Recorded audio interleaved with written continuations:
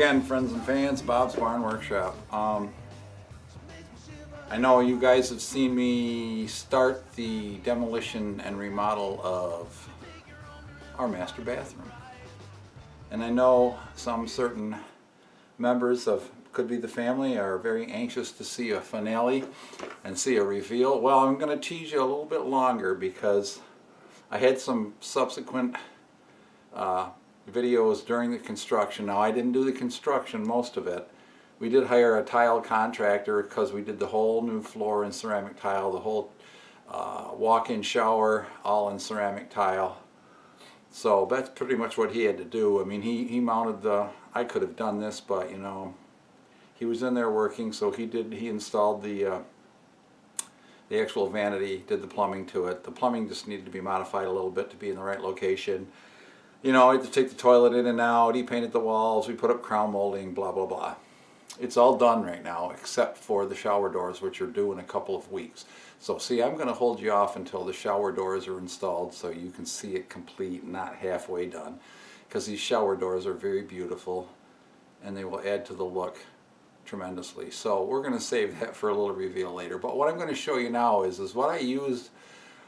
I got rid of my big 80-gallon electric water heater that basically wastes electricity for 24/7 by just keeping 80 gallons of water at 140 degrees, just in case you might want to use some all day, all night. It's wasting energy. So we installed not only, actually I have 4 of these electric water heaters now. They're actually made by a company called Titan. You can get them on eBay. I think where I got it.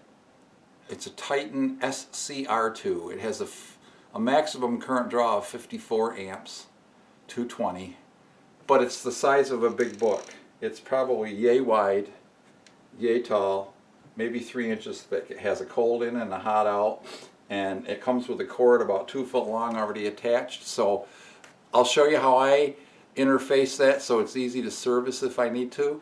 And I'm going to show you, unfortunately, my bathroom that I'm remodeling is at the far end of the house, and my electric panel is in the far end of the garage, 70 feet away.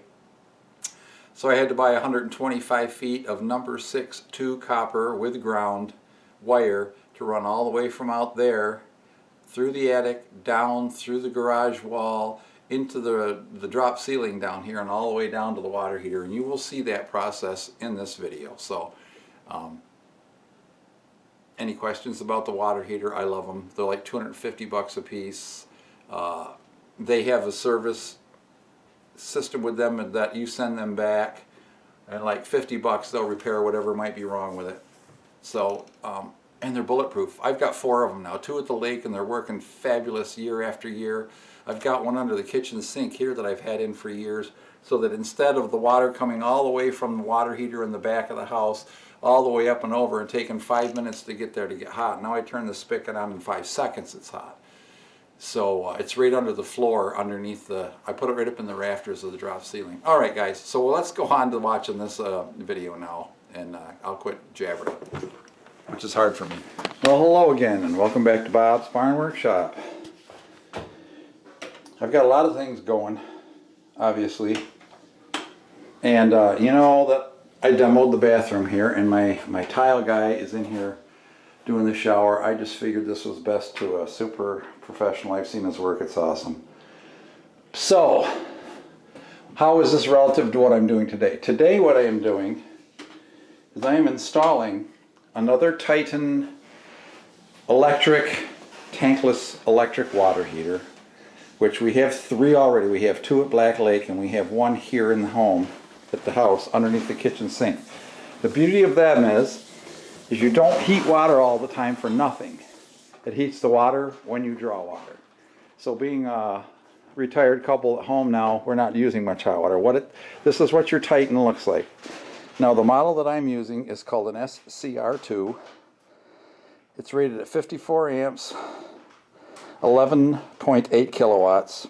It heats water hot for 1 sink or 1 appliance. So if you're going to take like a small camp or something, it's perfect because, you know, when somebody's taking a shower, don't run the sink. It's simple as that. And the water is hot. You get plenty of volume. So I've got two at the house. So I've got one under the sink in the kitchen so that the water is instantly hot. And the bathroom is at the other end of the house. I'm installing it down there. So what am I doing today? The main thing I'm doing today, right now, is installing the wire. Now I've already started on this. I'm out in my garage where the Mustang is waiting to be worked on. I have installed a 1-inch PVC pipe up into the rafter space here. The truss is in the garage, so I can get over all the way over to my panel box, my new panel box. And what I had to do is I had to go down and I drilled with a hole saw through the sill plate so I can protect this wire surface mount. I didn't want to have to try to fish it down through the walls. And so now I'm going straight through the sill plate here. Now we've pulled the wire all the way down to underneath the bathroom, through the roofing tiles, and through the drop ceiling. I have a drop ceiling, so I can just, after I get into the ceiling space through the sill plate here, I can staple them right across the top of the drop ceiling right to the bottom of the rafters where I've done all my wiring. It's all lined up down there over the years where I've added wires. And right into the furnace room and right where I'm going to put the heater under the sink. So what I'm going to do now is I got to get up there, cut that plastic pipe off shorter, jump over onto this brace that you see go all the way across the ceiling so I can staple it and then drop it over by the panel. Alright, well I'm not going to show you that because it's just wiring and nobody wants to see all that. I just want to tell you what I was up to. When we get downstairs, I'll show you when I'm finishing up the connection. So here we are. I got that wire run across the attic chaseway. I just got it hanging down by the panel right now. That'll be the last thing I hook up after everything else is wired in. I'm going to have to climb through the Mustang to do that. But as you can see, my house has a raceway of plywood all the way across into the attic of the heated part of the house. And so I ran my conduit up and just looped my number 6-2. Now that's number 6-2, 2-conductor stranded copper. So it'll have plenty of current handling capacity. And I got my the wires run through the basement rafters already. The wife helped feed it through the LB here. LB means it's an L with an opening on the back. So if you hear an LL, that means it's an L with the opening on the left, and LR is the left on the right. You know, pretty easy. And I caulked the top of it with a little bit of caulking. I didn't want to pack it full, but I didn't want the rodents climbing down and then through the conduit into the house in the cold air.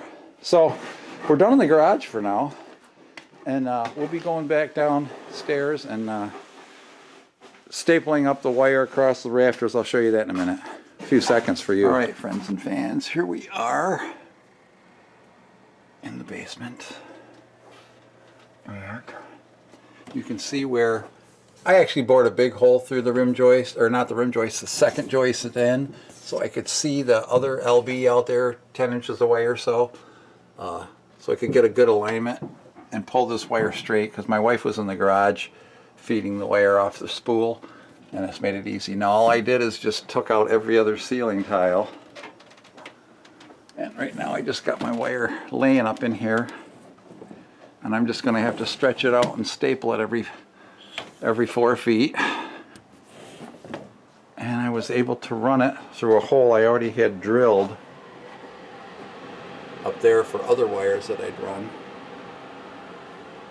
Boy, look at the cobwebs. That's the cold air return, so that's why it's got so many cobwebs. And my wire is laying over here in the furnace room area, utility room. And here's the plumbing where I put the 2 shutoff valves. And I'm going to put the water heater over here, close to the sink, so I get water quick. And yeah, we're just about, well, the plumbing's all done down here. He had to, of course, the drain for my new stall come right in the middle of a joist. So he had to header it off, but he did a really nice job. That's good and strong. I ain't got no issues with that. I got to reroute this wire. I just got to drill some holes and run it up through here. So I got to take it out of this box and work it around back from that outlet. So I'm going to have to turn the power off and bring that down a light while I do that. But that's easy peasy. And then I have to do, we had to take down the heat duct because the heat duct went right through here. Went right through here also. Right through where you put the headers over to that space. You can see the pipe hanging down right now. I cut it off. So I got 490s, so I can do a 45 down, piece of pipe over, 45 up, and then connect back into the heat duct. So that's something I'm going to be doing today. We'll get it all done. I'll be all done with it. So I'm just going to take a look up in here. That's why I don't really need the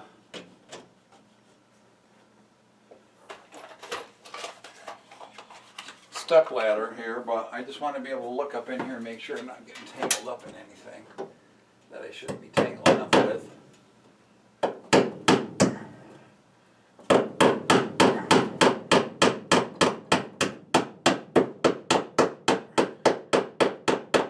we go. And as I go along, put it back together.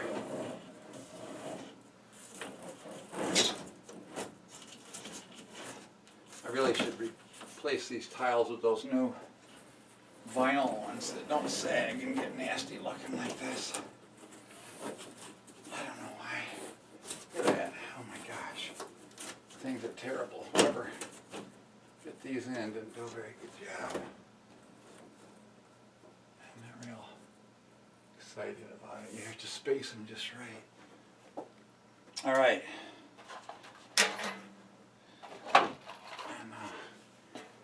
I think I want to work this out.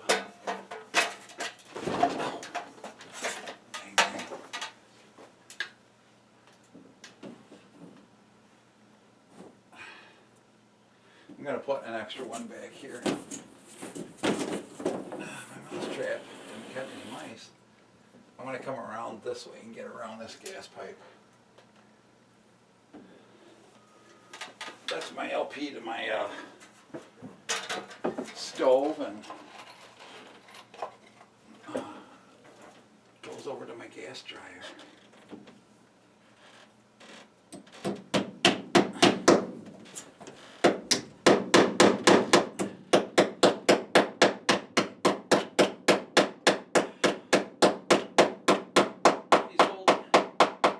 These old floor joists are hard when they age and dry out.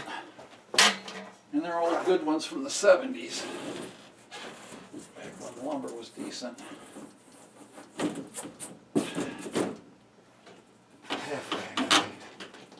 Halfway decent. But I can run right down here and shut off my gas if I have to. I'm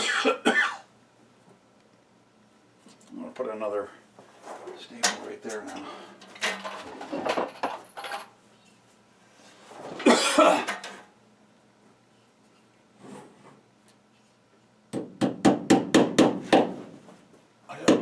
My wire, that's why I'm kind of ticky-tacking with the hammer.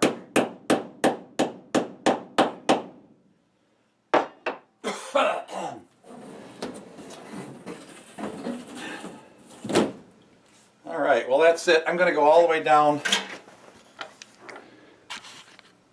through the basement to the far wall there, then I'll pick you up again down there. Okay, so from the other drop ceiling I came through here where I drilled holes in the past for some other wires, so we can see how they come through, and I've got it around here past my water pipes. Of course it was hard to staple because the dang pipes are in the way. Can't swing pipes are in the way, you can't swing a hammer. But I'm gonna put the water heater in this area right here, so trying to decide which side of the stud to put it on. So here's what I think I'm doing. I think I'm going to actually put the water heater over here, because there's a little bit more space in the tubing here, not much. And because the cold comes in, let's see on that. Well, maybe I should put it on this side. The cold comes in from the right. Okay, I'll put it right here. All right, let's go get it. You're beeping at me. Okay, I'm going to put that up in there now. I'm just going to start the screws in the board down here. And hopefully I can get my drill up in there. Yes, I can.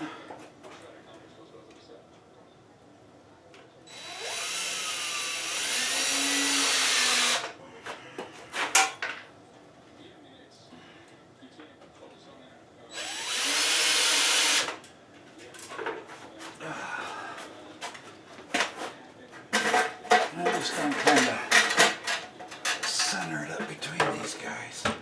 The little sucker is heavy.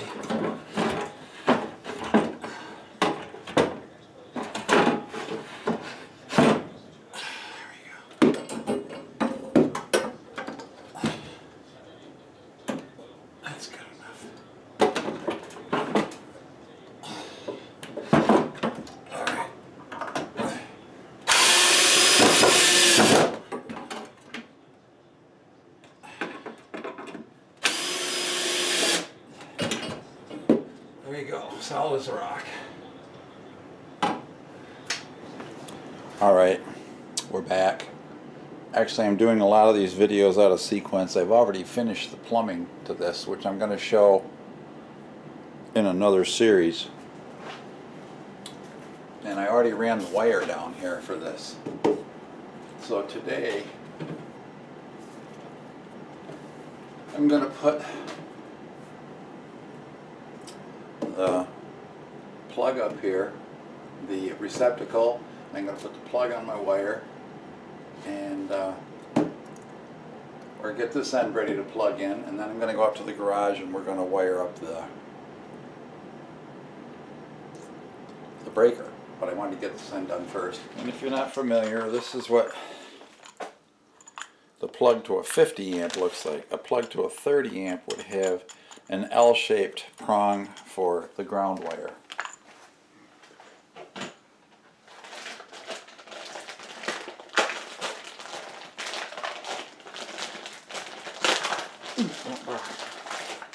And this is the actual outlet, the receptacle. And these are designed to plug together end to end like this, which will be perfect because I can put my receptacle here and hopefully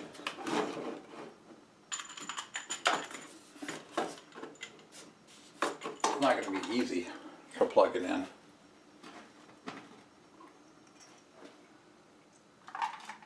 I can't mount it horizontally, can I? No. Let's see how that works out. Hold on.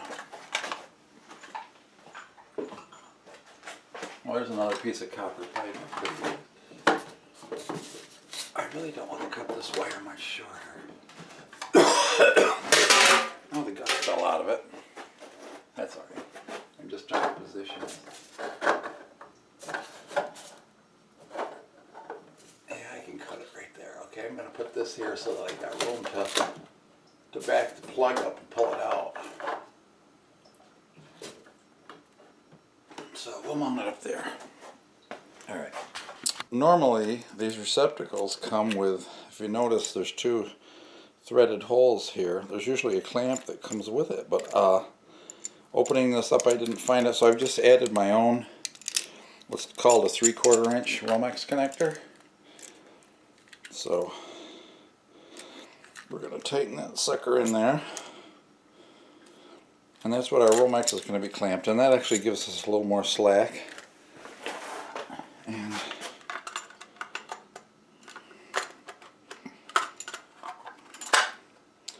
it's actually missing the screw too. And the bag was not, oh yes it was, okay.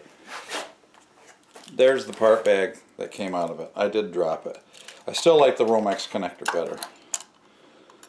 So we're leaving that Romex connector in there. And there's the mounting screw. Oh, they actually give me mounting screws and the cover screw, so we're all good. So I'm going to try to do this in front of you.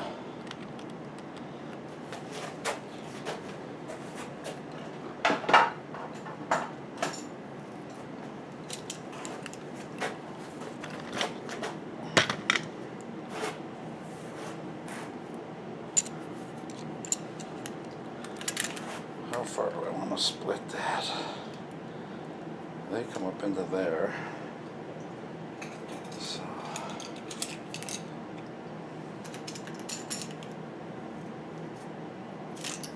split the jacket. Now you better be careful. I'm just scoring that. I'm not cutting through. So it'll tear. There we go.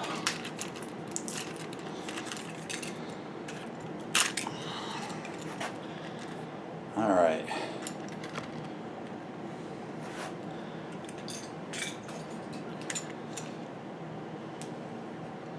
That's fugly. Now see the bare copper wire here is your bonding ground, or your chassis ground, if you will. And I'm gonna put these wires out and back like this, because they have to. They've got a curve into that connector slot there, so I'm doing so for both wires.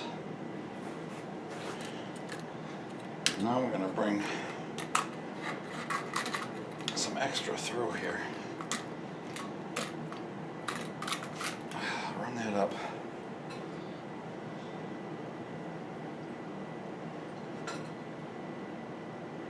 I'm just taking the booger out of the end of those. Okay, so they got to be stripped about 5/8 of an inch.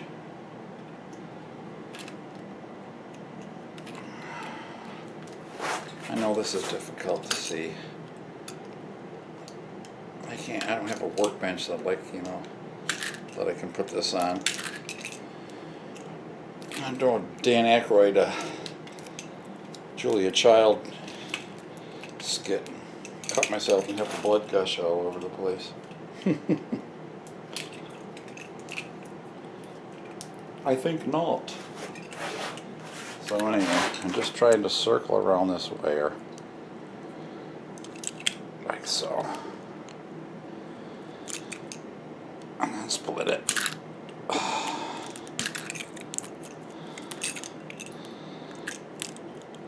Alright. Tough stuff. Normally, I'm putting aluminum wire in, and aluminum wire is a lot more forgiving. So now we got to try to force those down into these. Luckily these connectors flip open, see?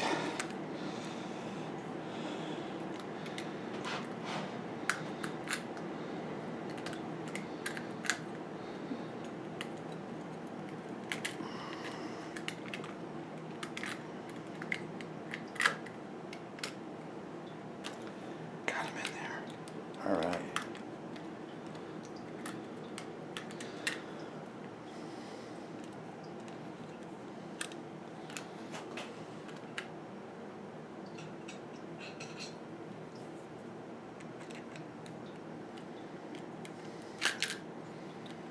Gotta back the screws out all the way.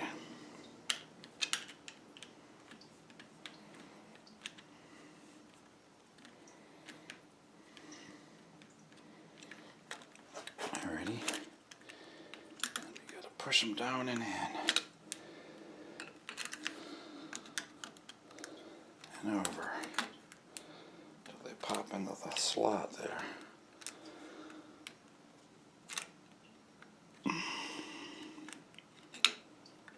That's as far down as it goes.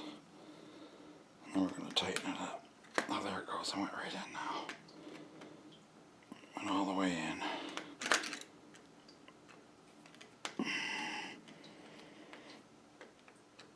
I'll just snug him for now.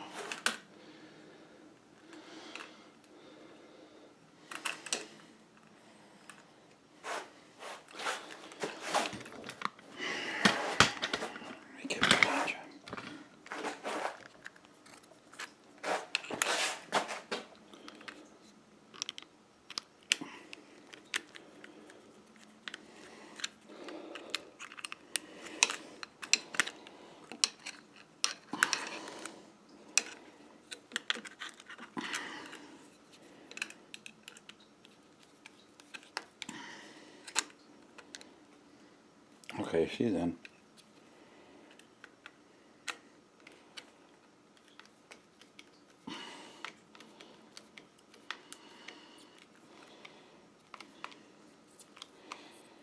Now we snug them down good and snug.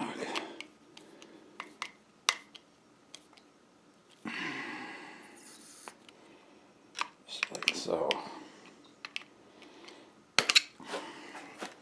Let me inspect it here. Alright. And now the main one. The ground wire, he just gets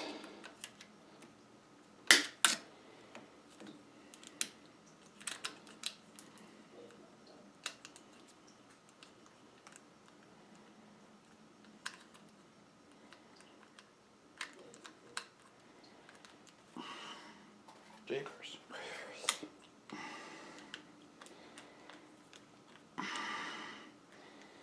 Back to screw out more.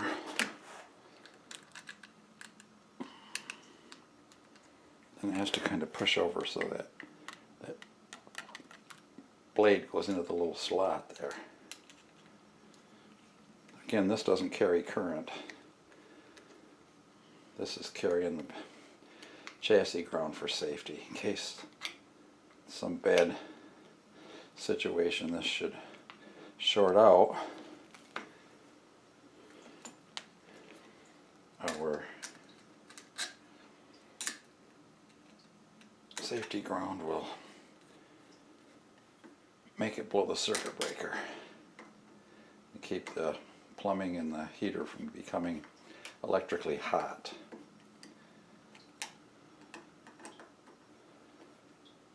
All right.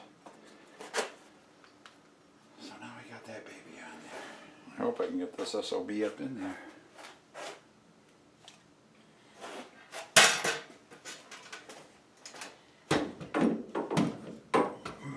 Pardon?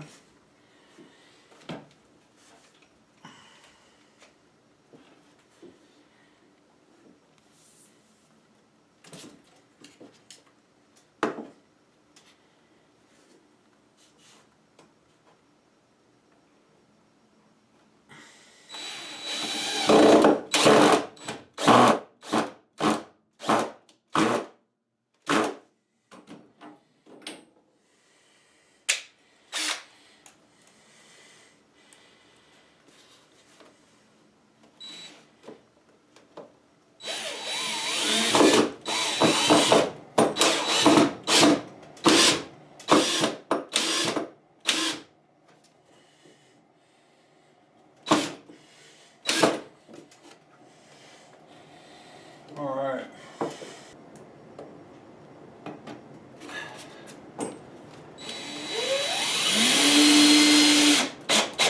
There we go. All right. That guy's in there. I gotta back that wire up and take the slack out of it, but we won't worry about that right now. Now we're gonna put the plug end on this.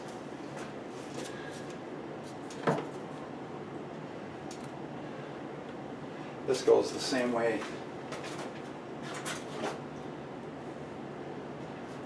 as the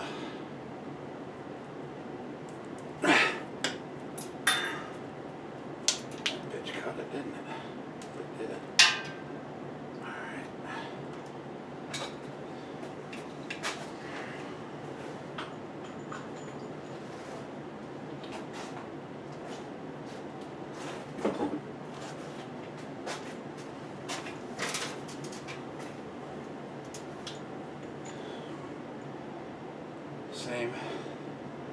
Same deal. This guy.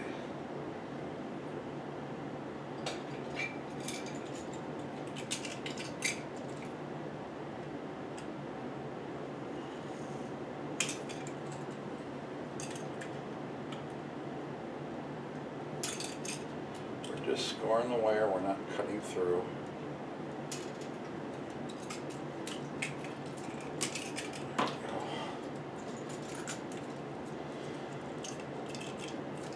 I might have to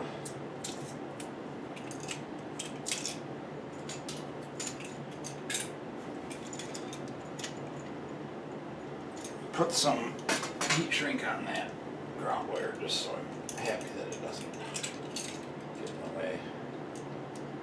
Okay, we'll bring the wires.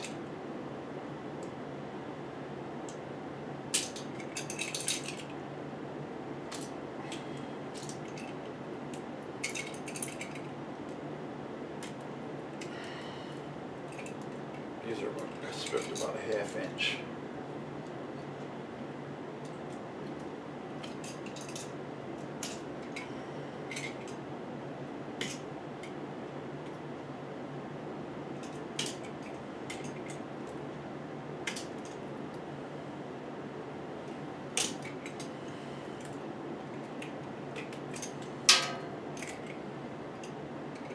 Now, seems to me these pins pull right out.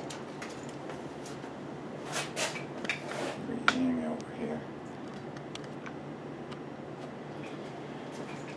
I got to do this up on the ladder because I've already installed this.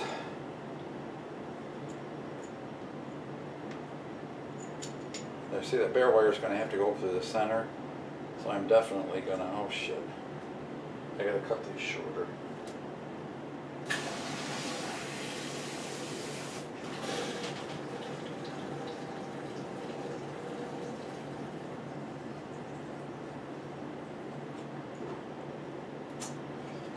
Okay, I'll put heat shrink on that ground though, because that's going to be awfully close to them when we come through.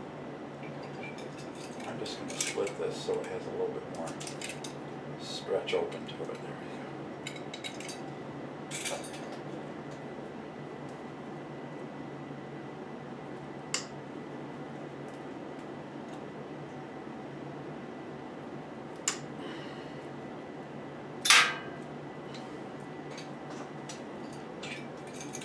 All over again, because I had to leave the ground wire longer on the plug. It was shorter in the receptacle and longer in the plug.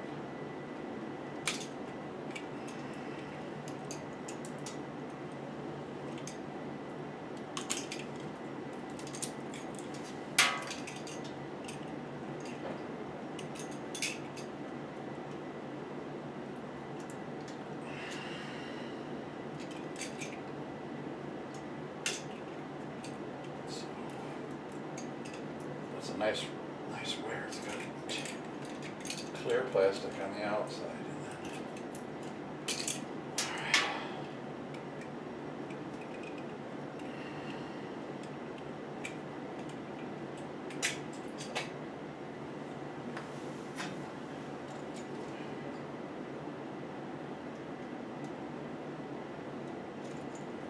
Just a little shorter.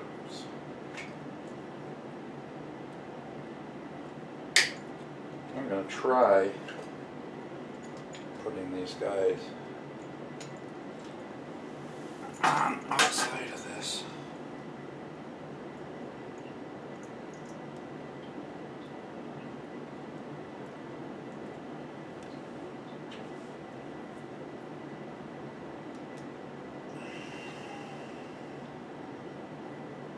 There's a reason I didn't connect the wires on the other end already. I just feel more confident.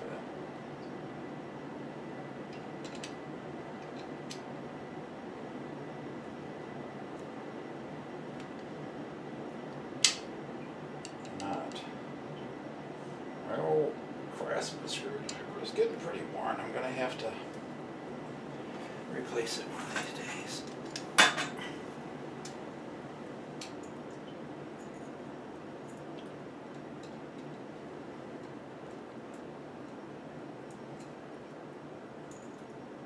I think I'm going to put mine facing out. Alright.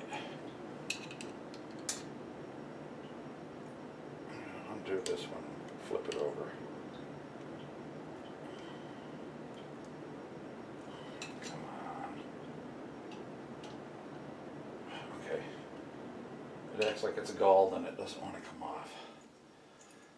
I'm going to put this one from the inside though.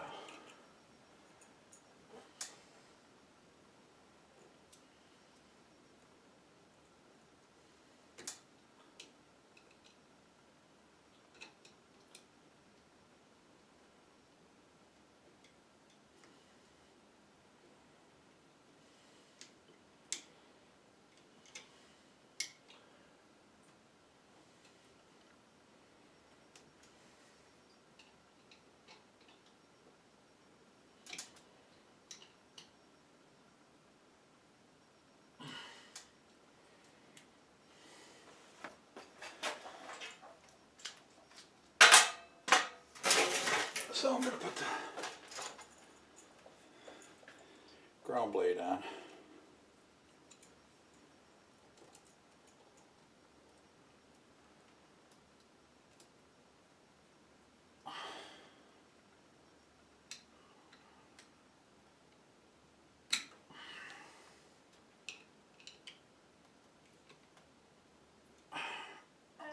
Nice and tight. Check these one more time. They're good. Alright. Now I'm going to tape up the ground wire. Because it goes right close between those two blades.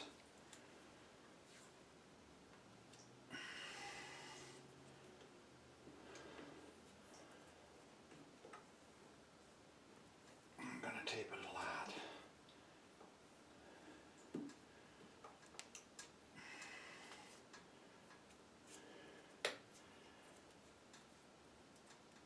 Tape is cheap.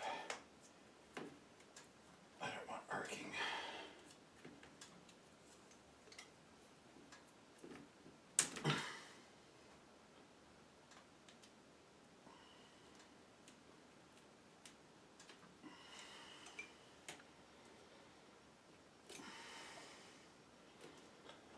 Alrighty, perfect.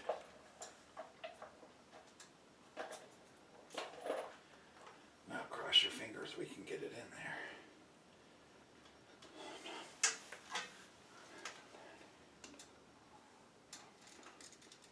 Down the right direction.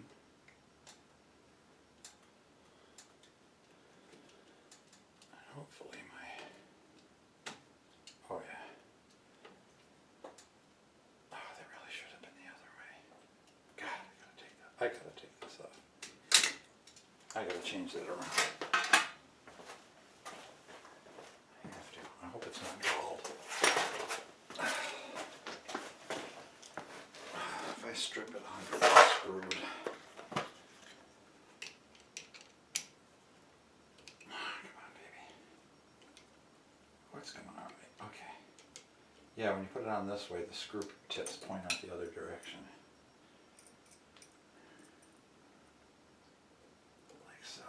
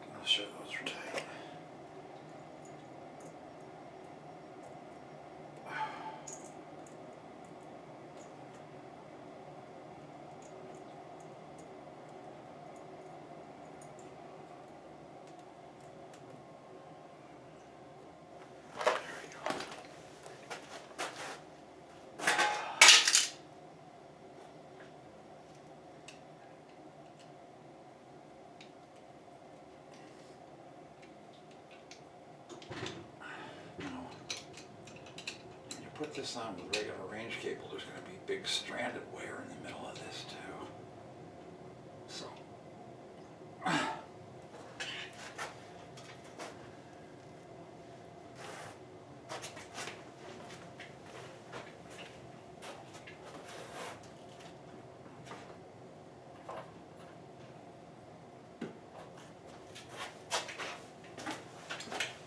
Now let's see if we can get the prongs in her. The blades, the blade.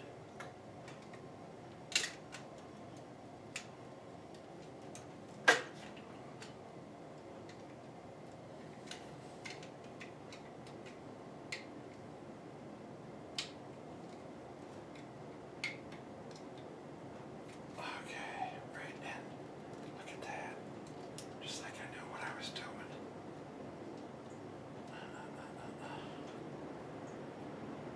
Alright. Bingo. Okay. Okay, so that needs some tape around it. But it's not fat enough.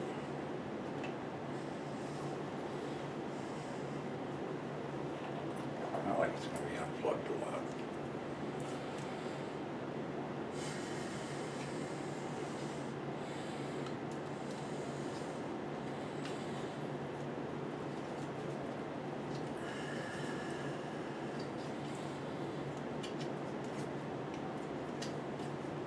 It's a clamp to hit it though.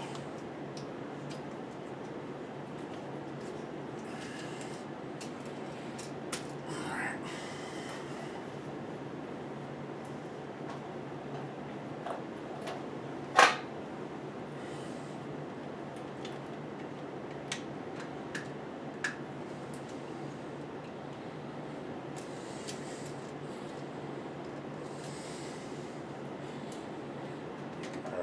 Put it together, ain't it?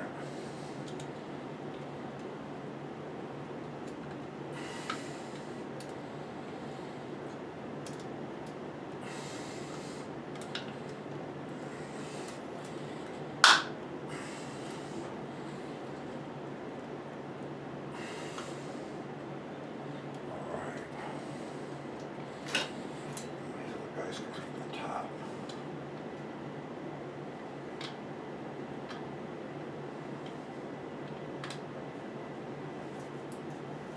I've got special screwdrivers for these.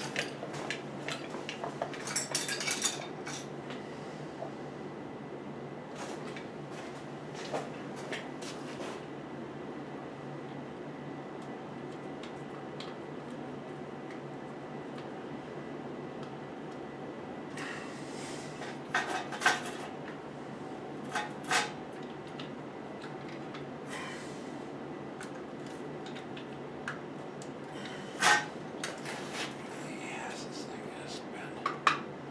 There we go.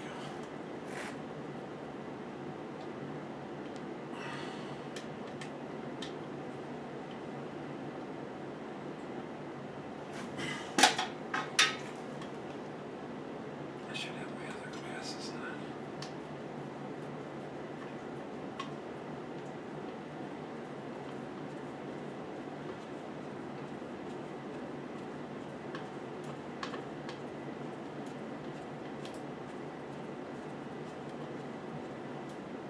Keepers, keepers, there he goes. There he goes, we're tightening down now.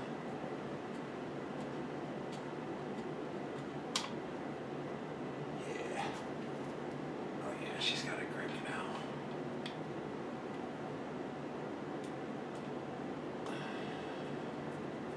These are very fine thread screws.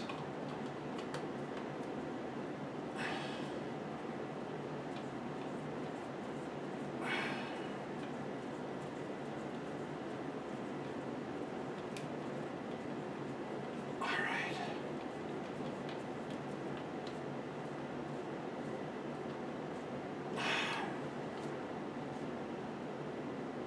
Alright.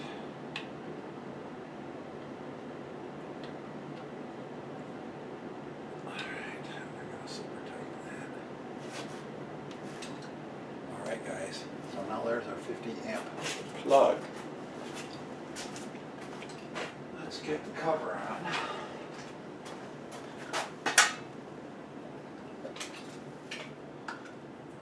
This is just a straight screw.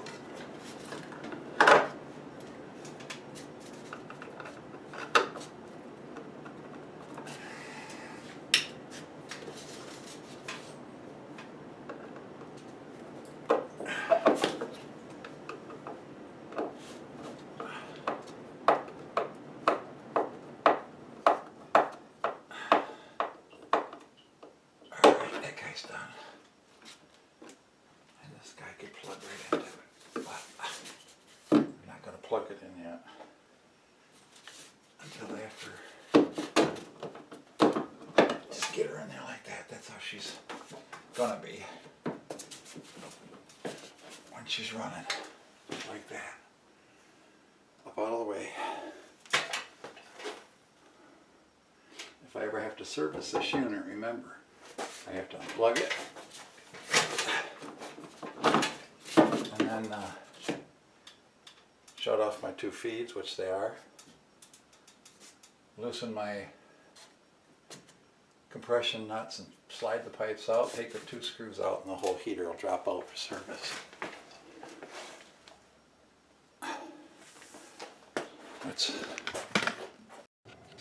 Alright, well I see the battery went dead, but I don't know when, but there I have the outlet mounted.